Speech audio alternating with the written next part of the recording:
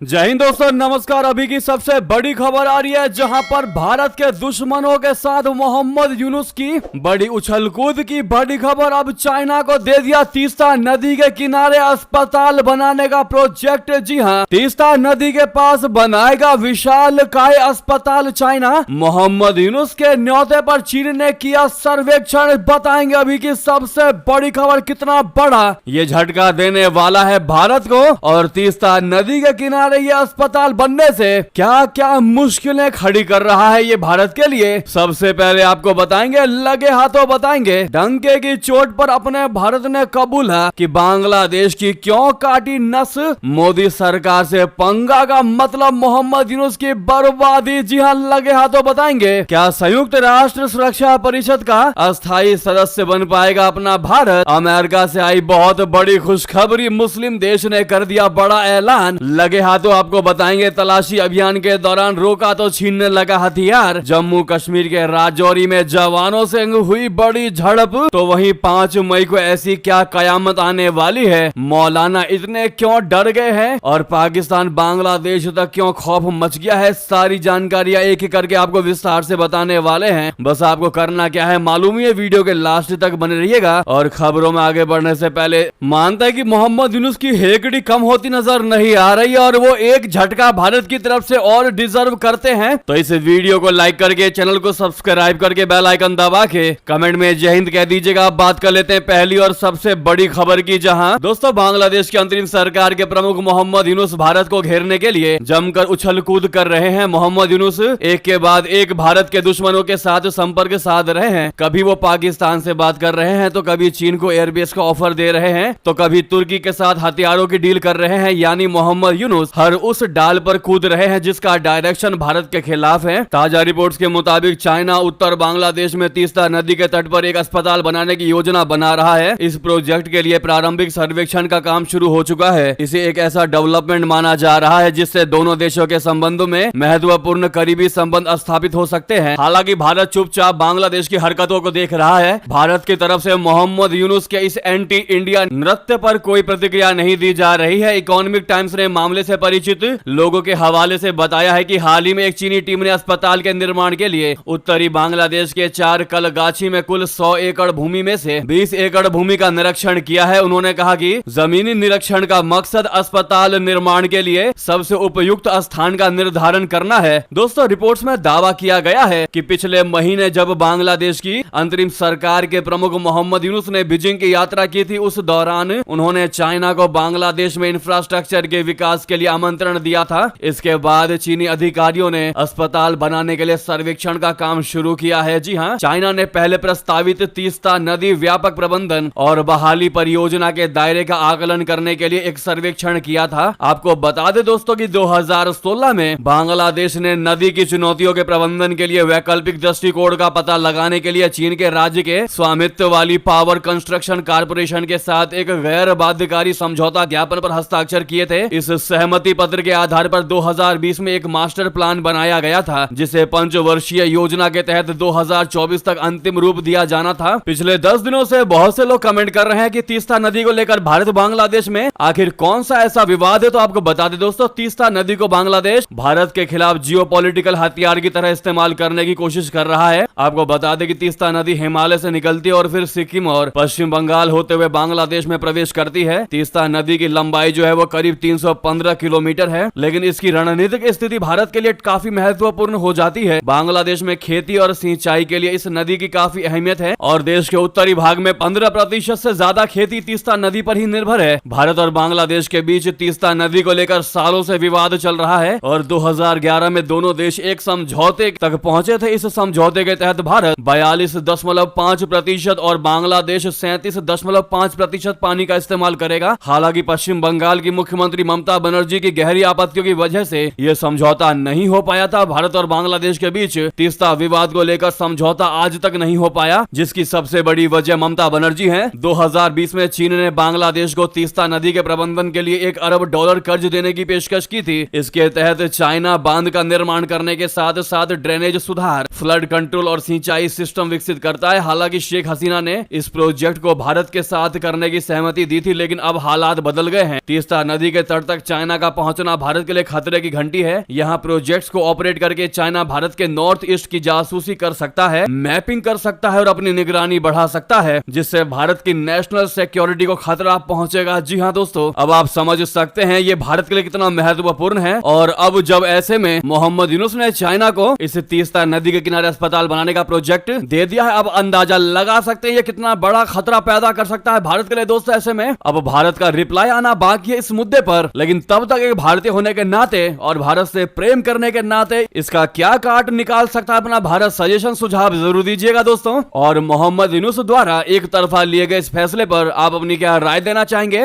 लिखते हुए सामने लाइक का बटन। अगर आप भी मानते एक और झटका भारत की तरफ से यूनुस को मिलना चाहिए और झटका ऐसा होना चाहिए जो मोहम्मद यूनुस को रातों रात की नींद उड़ा दे, तो अभी तक लाइक नहीं किया है दोस्तों तो सामने लाइक का बटन है, जरूर दबा दीजिएगा और अंत में वीडियो को शेयर भी करिएगा। साथ ही साथ इतना ही नहीं, आपको बता दें पाकिस्तान की तरह ही बनता जा रहा है बांग्लादेश। उसकी अर्थव्यवस्था पर संकट का साया गहरा चुका है। 2 हफ्ते बाद भी IMF से लोन पर नहीं बनी कोई बात। जी हाँ, इंटरनेशनल मॉनेटरी फंड बोले तो IMF ने कहा है कि बांग्लादेश की अर्थव्यवस्था लगातार परेशानियों से जूझ रही है और उसे बाहर से फंडिंग की आवश्यकता है। अप्रैल 6 से 17 के बीच ढाका में 2 हफ्तों तक IMF की टीम ने चर्चा की, लेकिन $4.7 बिलियन लोन की अगली किस्त पर कोई सहमति नहीं बन पाई है। IMF ने साफ कह दिया है कि बांग्लादेश को अपनी कमाई यानी टैक्स GDP रेशियो बढ़ाने का ठोस प्लान चाहिए और करेंसी एक्सचेंज को ज्यादा फ्लेक्सिबल बनाना होगा। यही 2 मुद्दे अब भी अटके हुए हैं। IMF ने इस बार सीधा कोई सहमति नहीं दी, लेकिन इशारों में साफ कर दिया है कि यह आखिरी मौका है तुम्हारे लिए। अगर तुमने अब इस बार सुधार नहीं किया तो आगे आपको बड़ी दिक्कतें आएंगी और हम तो बिल्कुल भी आपका साथ नहीं देने वाले। ये इशारों में इनडायरेक्टली मोहम्मद यूनुस को बड़ी धमकी दे दी है दोस्तों IMF ने। और हमने दोस्तों ऐसा इसलिए कहा कि पाकिस्तान की ही तरह डूबता जा रहा है बांग्लादेश और मोहम्मद यूनुस डुबाते जा रहे हैं बांग्लादेश को अपने हाथ से, लेकिन तभी अकड़ ढीली होती नजर नहीं आ रही पाकिस्तान की तरह। इसीलिए बांग्लादेश आने वाले समय में अगर मोहम्मद यूनुस के नेतृत्व में रहा तो उसको डूबने से कोई बचा नहीं सकता। जी हाँ, तो वहीं दोस्तों अपने भारत ने खुलेआम सरेआम डंके की चोट पर कह दिया कि हमने क्यों बांग्लादेश की काटी नस। जी हाँ, जैसा कि आपको पता है भारत ने बांग्लादेश को तीसरे देशों में निर्यात के लिए दी गई ट्रांसशिपमेंट सुविधा को इस महीने वापस ले लिया था, जो कि भारत का पहला बड़ा फैसला था। इस मामले पर अब विदेश मंत्रालय ने 17 अप्रैल को बता दिया कि यह फैसला बांग्लादेश की अंतरिम सरकार के कुछ कदमों के जवाब में लिया गया है। विदेश मंत्रालय के प्रवक्ता रणधीर जायसवाल जी ने साप्ताहिक प्रेस कॉन्फ्रेंस में कह दिया है कि हम एक लोकतांत्रिक, समावेशी और समृद्ध बांग्लादेश के पक्ष में है, लेकिन व्यापार के मामले में हमें कुछ कदम उठाने पड़े क्योंकि बांग्लादेश की ओर से कुछ फैसले लिए गए जिनका असर हमारे द्विपक्षीय रिश्तों पर पड़ा। जायसवाल जी ने यह भी क्लियरली कह दिया है कि मैं आपको यह भी याद दिलाना चाहूंगा कि इन कदमों की घोषणा से पहले बांग्लादेश की तरफ से जो भी कुछ हुआ है उस पर भी नजर डालिए, जैसे बांग्लादेश का भारतीय धागे के आयात पर रोक लगाना, 3 बंदरगाहों को बंद करना, यूनुस का विवादित बयान देना। जी हाँ, आशा करता हूं दोस्तों अब आप समझ गए होंगे कि बांग्लादेश की कैसे अपने भारत ने नस काटी है और मानते हैं कि अब दूसरे हाथ की नस काटनी भी बाकी है। तो अपनी राय अवश्य दीजिएगा दोस्तों, लगे हाथों बता दें। एक सबसे बड़ा सवाल था कि क्या चाइना और पाकिस्तान के साथ मिलकर भारत को घेर सकता है बांग्लादेश, जिसका जवाब खुद पाकिस्तानी प्रोफेसर ने दे दिया और यूनुस को भी चेतावनी दे दी। दोस्तों जैसा कि आपको पता है भारत और बांग्लादेश के बिगड़ते संबंधों के बीच इस्लामाबाद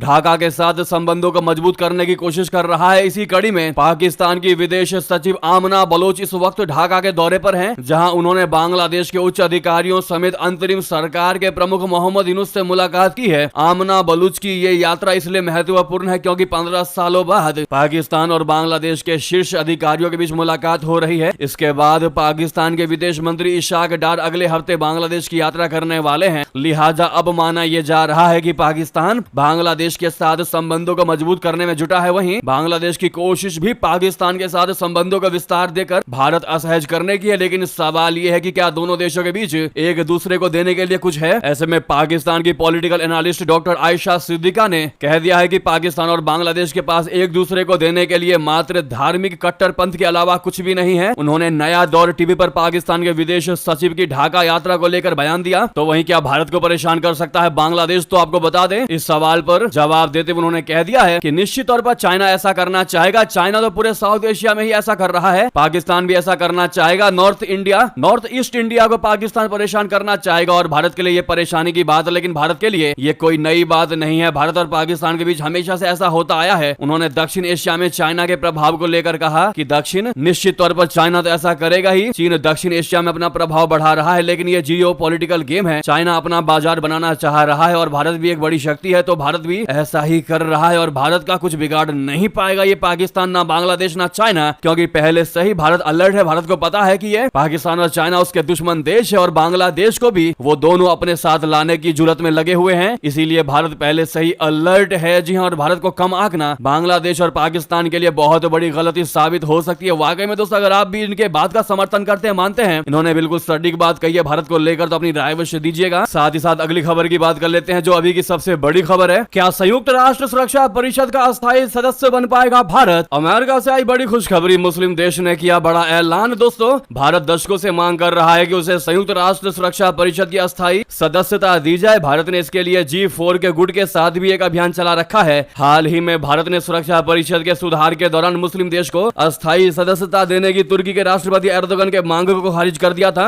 अब संयुक्त राष्ट्र से भारत के लिए एक अच्छी खबर आई है। संयुक्त राष्ट्र सुरक्षा परिषद में सुधार पर अंतर सरकारी वार्ता के अध्यक्ष ने गुरुवार को कह दिया है कि यदि विश्व निकाय के सुरक्षा परिषद के विस्तार पर निर्णय लिया जाता है तो निश्चित रूप से भारत इसका एक प्रमुख दावेदार होगा। राजदूत तारिक अल बनई ने एक संवाददाता सम्मेलन में कह दिया है कि जाहिर है कि संयुक्त राष्ट्र सुरक्षा परिषद में अगर सुधार किया जाता है तो उसका उद्देश्य ये होना चाहिए कि वो सभी देशों का सही प्रतिनिधित्व करे। उन्होंने कहा कि भारत आज वैश्विक मंच पर एक अहम और बड़ा देश है। अल बनई ने कहा कि लेकिन संयुक्त राष्ट्र में कुल 193 देश हैं, इसलिए सुधार करते समय ये देखा जाना चाहिए कि हर देश की आवाज सुनी जाए और सभी सदस्य देशों को प्रतिनिधित्व मिले, न कि सिर्फ कुछ बड़े और ताकतवर देशों को ही जगह दी जाए। संयुक्त राष्ट्र में अल बनई कुवैत के अस्थायी प्रतिनिधि हैं। उन्होंने कहा कि भारत के अस्थायी सदस्यता के दावे को कुवैत समर्थन देता है। एक सवाल के जवाब में अल बनई ने कहा, यदि ये निर्णय लिया जाता है कि परिषद के सदस्यों की संख्या 21 से बढ़कर 27 हो जाएगी तो निश्चित रूप से भारत इसमें प्रमुख दावेदार होगा। उन्होंने याद किया कि पिछले साल उन्होंने और ऑस्ट्रिया के सह अध्यक्ष राजदूत अलेक्जेंडर मार्शिक ने भारत का दौरा किया था और वहां संयुक्त राष्ट्र सुरक्षा परिषद सुधार के मुद्दे पर उच्चतम स्तर पर बातचीत की थी। संयुक्त राष्ट्र महासभा के वर्तमान 79वें सत्र के दौरान IGN प्रक्रिया में प्रगति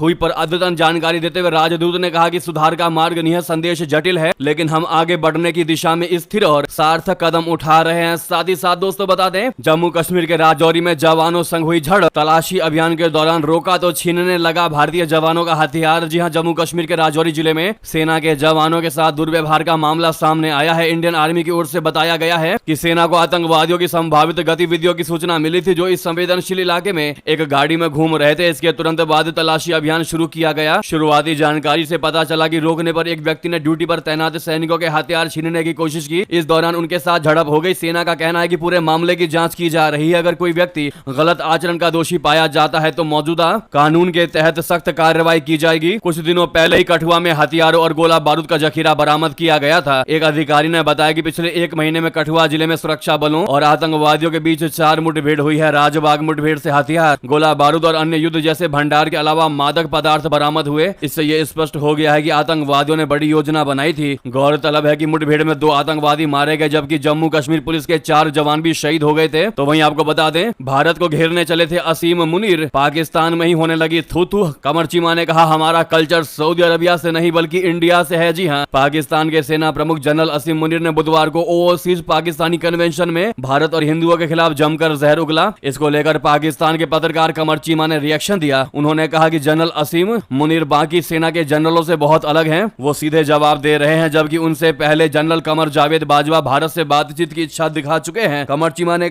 ये भी कहा कि ओवरसीज पाकिस्तानी इमरान खान के समर्थक होते हैं। असीम मुनीर इन्हें अपने साथ लाना चाहते हैं, जिस कारण उनकी ये स्पीच बेहद खास है। धर्म और राष्ट्र का नाम लेकर वो उन्हें अपना करना चाहते हैं। पाकिस्तान में पॉलिटिकल क्लास जो नहीं कहती वो जनरल मुनीर कहते हैं। दोस्तों, असीम मुनीर ने क्या कहा था आपको याद होगा, जिनको नहीं पता बता दे। उन्होंने कहा था हिंदुओं को लेकर कि हमारा धर्म अलग है, हमारी रीति रिवाज अलग है, हमारी परंपराएं उनसे अलग है, हमारी सोच अलग है, हमारी महत्वाकांक्षाएं अलग है। यही 2 नेशन थ्योरी की नींव थी। हम 2 राष्ट्र हैं, एक नहीं। इस पर कमर चीमा ने कहा कि जनरल मुनीर ने कोई नई बात नहीं कही है, यही पाकिस्तान बनने का आधार था। लेकिन मुझे इंदिरा गांधी की वो बात नहीं भूलती जो उन्होंने बांग्लादेश बनने के बाद कही थी। इंदिरा गांधी ने कहा था कि 2 नेशन थ्योरी को हमने बंगाल की खाड़ी में डुबो दिया है। कमर चीमा ने कहा, गल्फ कॉर्पोरेशन काउंसिल में 6 देश हैं, आखिर इन्होंने अपना ग्रुप क्यों अलग रखा है? वो तो कहते हैं कि हम आपस में रिश्तेदार हैं। अब दुनिया में इतने मुस्लिम देश हैं, सारे तो साथ नहीं रह सकते। उन्होंने आगे कहा, कुछ मौलवियों और इस्लामी जमातों ने गलत कॉन्सेप्ट दिया है कि सभी मुस्लिम देशों को एक साथ होना चाहिए। अफ्रीका के लोगों से हमारा कल्चर नहीं मिलता, हमारी संस्कृति तो भारत से मिलती है। हमारा कल्चर अरब या अल्जीरिया से नहीं मिलता, हमारा कल्चर इंडिया से मिलता है। मजहब के लिहाज से अलग है लेकिन कल्चर के हिसाब से एक ही है। उत्तरी भारत में जो भी कुछ होता है उसके बारे में हमें पता है, क्योंकि हम भी उसी तरह चीजें करते हैं। भारत की शादियां, पार्टी, रहन सहन, कपड़े पहनने का तरीका, बात करने का तरीका सब एक तरह का है। भारत के कॉमेडियन जब बात करते हैं तो पाकिस्तानी भी उन पर हंसते हैं, क्योंकि हमें समझ आती है कि वो वैसी ही बात है जैसी पाकिस्तान में होती है। उन्होंने आगे कहा कि हमारा कल्चर एक है। मैं जो कपड़े पहनता हूं भारत में भी लोग वैसा ही पहनते हैं। क्या अरब में लोग वैसा पहनते हैं, या मैं ही अरब के लोगों की तरह पाकिस्तान में कपड़े क्यों नहीं पहनता? दोस्तों वाकई में कमर चीमा ने जो एक एक बातें कही हैं वो पाकिस्तानी होने के बावजूद भी पाकिस्तान को आईना दिखा रहे हैं। ऐसे में कमर चीमा को थैंक यू कहना मत भूलिएगा आप लोग। साथ ही साथ अगली खबर बता दे, जिस तालिबान से लड़ी लड़ाई उसी पर मेहरबान हुआ रशिया। आतंकी संगठन का ठप्पा हटाया, बुरा फंसा पुतिन का ये देश। बता दे तालिबान अब रशिया के ऊपर मेहरबान हो गया है। वही तालिबान जिसके साथ सोवियत काल में रशिया का विवाद रहा है। अब रशिया ने गुरुवार को तालिबान पर लगे प्रतिबंध को हटा दिया। इन प्रतिबंधों के जरिए रशिया ने उसे 2 दशकों से अधिक समय तक एक आतंकवादी संगठन के रूप में नामित किया था। इस कदम से मॉस्को को अफगानिस्तान के नेतृत्व के साथ संबंध सामान करने का रास्ता मिल गया है। अभी तक कोई भी देश तालिबान सरकार को मान्यता नहीं देता है, जिसने अगस्त 2021 में अमेरिकी नेतृत्व वाली सेनाओं की अफगानिस्तान से अराजक वापसी के बाद सत्ता पर कब्जा कर लिया था। लेकिन रशिया धीरे धीरे अब तालिबान के साथ संबंध बना रहा है। राष्ट्रपति व्लादिमीर पुतिन ने पिछले साल तालिबान को आतंकवाद के खिलाफ लड़ाई में अब एक सहयोगी बताया था। रशिया ने 2003 में तालिबान को एक आतंकवादी संगठन के रूप में प्रतिबंधित कर दिया था। रूसी सरकारी मीडिया ने कहा है कि गुरुवार को सुप्रीम कोर्ट ने तत्काल प्रभाव से प्रतिबंध हटा दिया। रशिया को तालिबान के साथ काम करने की आवश्यकता महसूस होती है, क्योंकि उसे अफगानिस्तान से लेकर मिडिल ईस्ट तक देशों में स्थित इस्लामी आतंकवादी समूहों से एक बड़ा सुरक्षा खतरा है। दोस्तों व्लादिमीर पुतिन के इस देश रशिया ने, व्लादिमीर पुतिन के सरकार ने तालिबानियों पर से आतंकी संगठन होने का ठप्पा हटा करके सही कदम उठाया है या गलत कदम उठाया है? आप लोग इसका भारी मात्रा में जवाब दीजिएगा। हम आपके एक एक कमेंट को रीड आउट करेंगे। दोस्तों जवाब जरूर दीजिएगा, पुतिन ने सही किया या गलत, क्योंकि अभी तक अपना भारत भी इस मुद्दे पर खुलकर सामने नहीं आया है। हालांकि अफगानिस्तान के तालिबान सरकार के साथ बातचीत भारत की जरूर होती है, लेकिन खुलकर अभी तक भारत नहीं आया है। जी हाँ, इसको माइंड में रखते हुए जवाब दीजिएगा, इसके मद्देनजर जवाब दीजिएगा आप लोग। तो उधर यूक्रेनी राष्ट्रपति जेलेंस्की ने बड़ा दावा कर दिया है। उसने कह दिया है कि रूसी जमीन पर हथियार बना रहा है चाइना। जी हाँ, यूक्रेन के राष्ट्रपति वोलोदिमीर जेलेंस्की ने दावा किया है कि चाइना रूस को तोप और बारूद जैसे हथियारों की सप्लाई कर रहा है। जेलेंस्की का कहना है कि रशिया यूक्रेन युद्ध के बीच चीन के प्रतिनिधि रूसी धरती पर हथियारों के प्रोडक्शन में लिप्त है, उत्पादन में लिप्त है, और यूक्रेन के पास इसका सबूत भी है। जेलेंस्की ने यह दावा यूक्रेन की सुरक्षा और खुफिया एजेंसियों की रिपोर्ट के आधार पर किया है। जेलेंस्की ने चीन को लेकर दावा करते हुए कह दिया कि हम इस पर विस्तार से बातचीत के लिए तैयार हैं। उन्होंने कहा कि यूक्रेन इन दावों के समर्थन में अगले हफ्ते डॉक्यूमेंट्स जारी कर सकता है। जी हाँ, यूक्रेनी राष्ट्रपति ने चाइना पर आरोप लगाते हुए कह दिया कि आखिरकार हमें जानकारी मिल ही गई है कि चीन रूसी संघ को हथियार मुहैया करा रहा है। हमारा मानना है कि रूसी जमीन पर चीन के प्रतिनिधि कुछ हथियारों के उत्पादन में लिप्त हैं। हम दोनों देशों के बीच यह सहयोग देख रहे हैं और हमें स्वीकार करना होगा कि ये हो रहा है। मैं इसका सबूत भी दूंगा। तो उधर दोस्तों ये थी की सारी बड़ी खबरें। आपको खबर कैसी लगी कमेंट में बताना बिल्कुल मत भूलिएगा। लगे हाथों इस वीडियो को लाइक करके, चैनल को सब्सक्राइब करके, बेल आइकन दबा के कमेंट में जय हिंद कह दीजिएगा। मिलते हैं दोस्तों आपसे अगली बड़ी खबर में। यहाँ तक बने रहने के लिए आप सभी का बहुत बहुत धन्यवाद, बहुत बहुत आभार। इस वीडियो को दोस्तों में, भाइयों में, साथियों में, रिश्तेदारों में, व्हाट्सएप, फेसबुक, एक्स के माध्यम से शेयर भी कर दीजिएगा। जय हिंद, जय भारत।